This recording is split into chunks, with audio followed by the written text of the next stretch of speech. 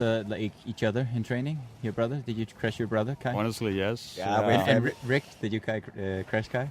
I can say some crashes, especially at indoor sessions, that we just went for it. Yes. Yeah. It doesn't hurt as much indoor, does it? True. And with indoor you learn a little bit how to crash. Huh? So much love. But it is not like really a lot of on the plan. Yeah, sometimes you have some strategy trainings or you try to do something. But yeah, back in the days it was like just doing the final sprint of the warm-up.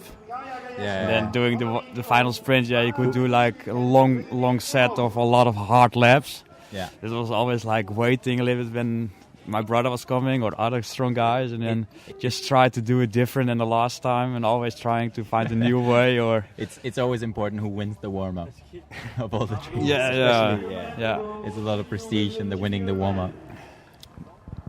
My next question to you is also because we talked about indoor skating. I know you did short track skating on ice, long track skating on ice, inline training as well, and biking and weights, and you kind of do everything. And what is your favorite training? What's the most fun training or the best training? What do you think, Rick? What's your favorite training?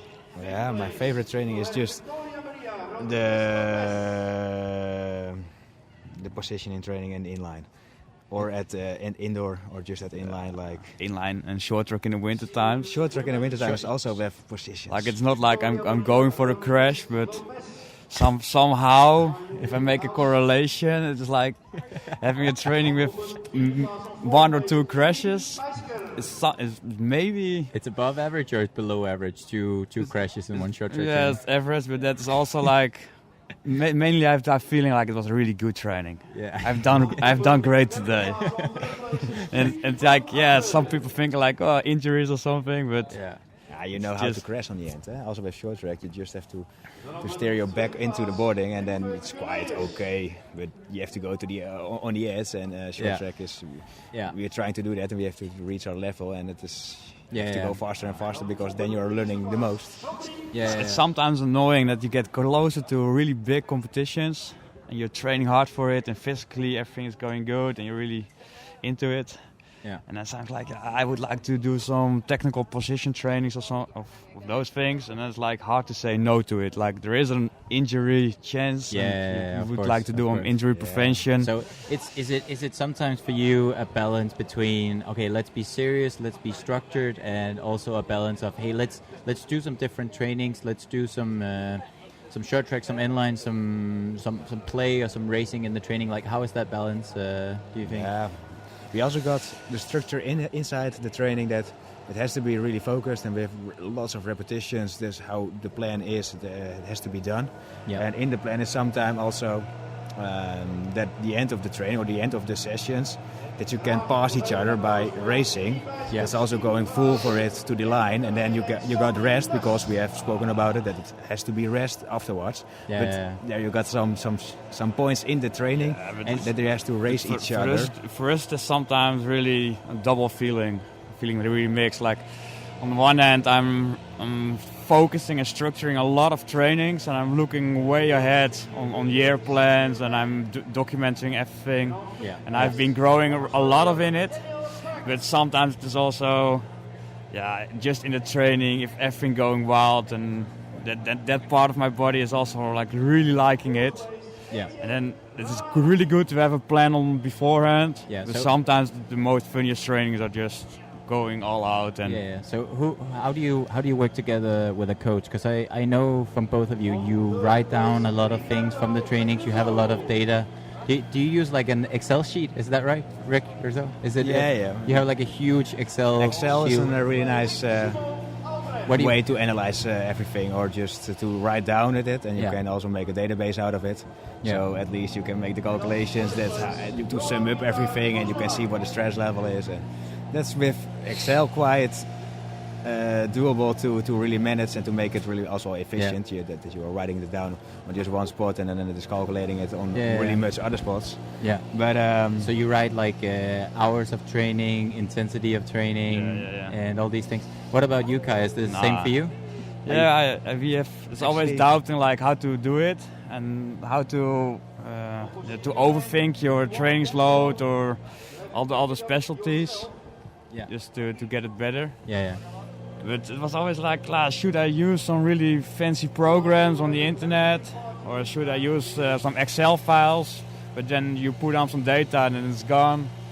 And I would like to train with the freedom. Yeah. It's always like I would want to become more professional and achieve some really big goals. And then it's like, I would write down. Now I know for myself I'm more like a grasshopper and I'm changing around sometimes. But I knew trainings mates, they were writing down everything really exactly. And I was like, okay, I will help them and myself to get the maximum out of it, to be really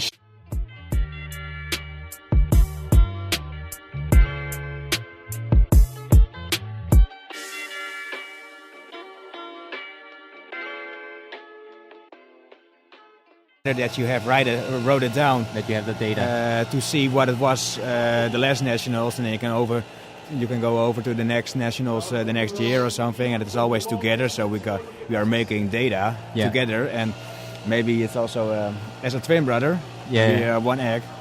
It is always interesting why things show up. Why are you improving, or why is the other one more improving than you, or maybe you got some separated things in the program. Yeah. And also good ideas is always better to have written it down.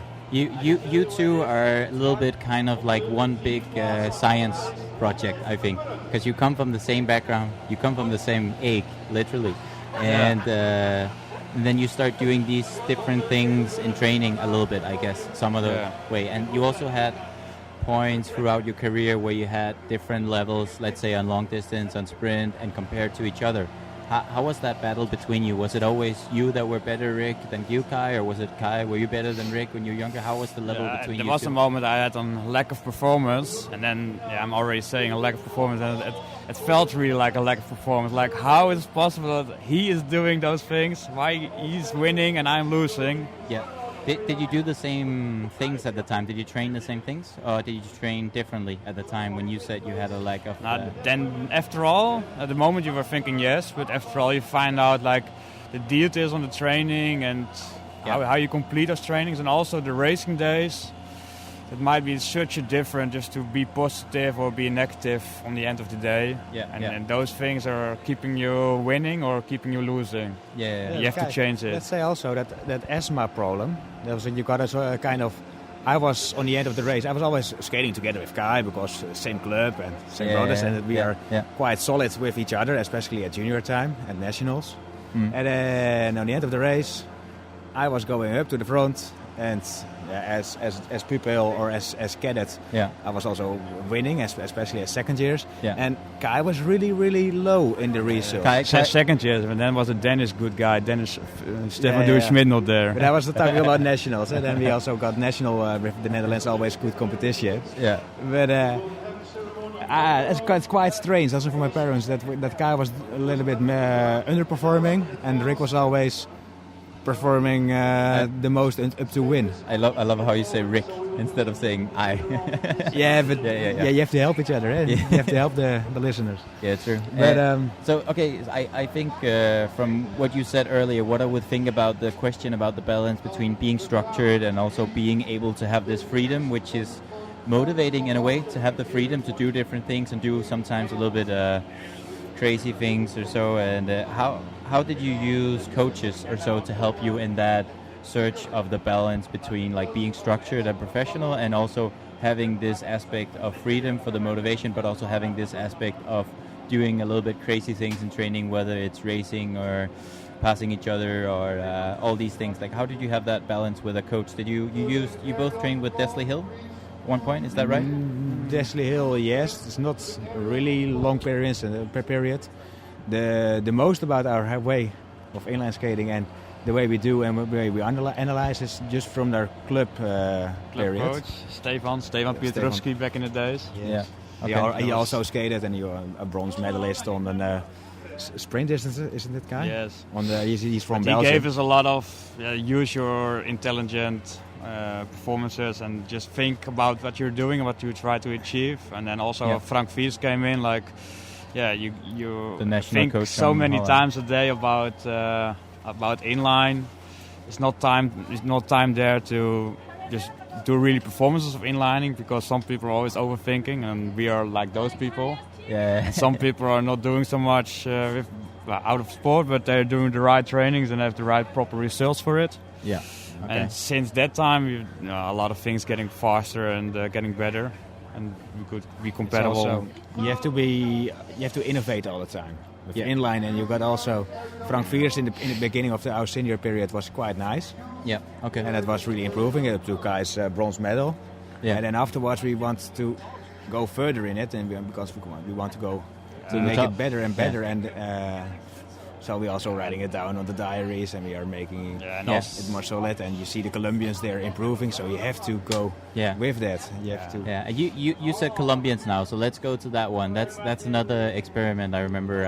Let's call it experiment. Yeah. What you two do? You both went to Colombia. Which city and for how long in Colombia did you go for inline training? Last year, and from January, we've been there for 3 months. Like you've been also in Colombia. Yeah. Which city did you go to? We've been going to Medellin, the main camp, the base. Yeah. Training with Club PN over there. Okay. They're like the best club of inline nowadays. Yeah. They're doing really good. We can argue with that one. If you ask the Bogota club, for sure they're like, we're the... Yeah, but then we have to say that the medal ranking of their club rankings, PN is the best. But it was also not that we knew on forehand. We came over there and it's, whoa. Yeah. The first January month was like skating with, I think, on that 300 meter outside track. I was just skating with 100 or 150 people. Yeah, more, yeah. And walking to the cathedral of famous Pablo Escobar with like 130 people. I was just looking around like, really? In January? So many people around, just like this highly summer in Holland.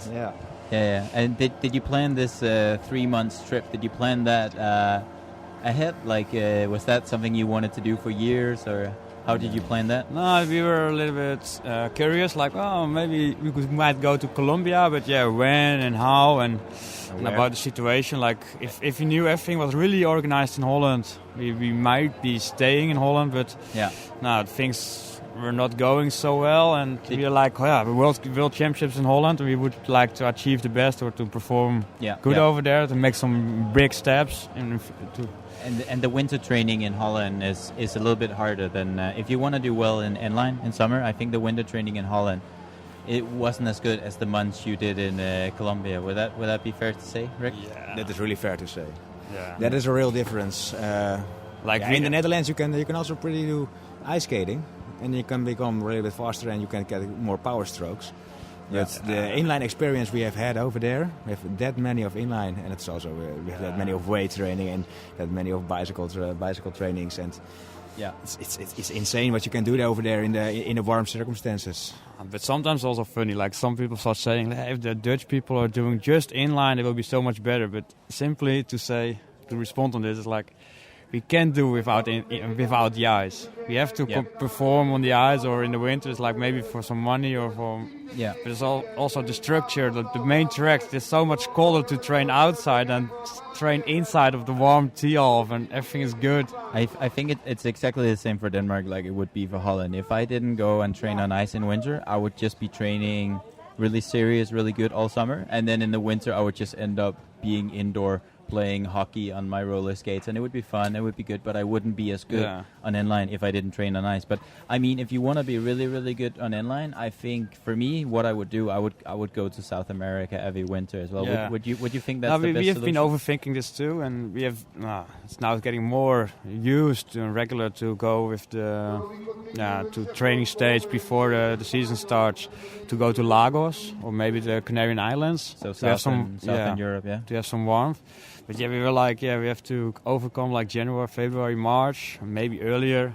And then, you could do multiple stages over there. But after all, it really sucks, and you're not getting integrated. Like, you just do your trainings over there, and it will be quality. Yeah. But like, if you do it good, and now we get already on the part, like Rick was finishing his study. Yeah.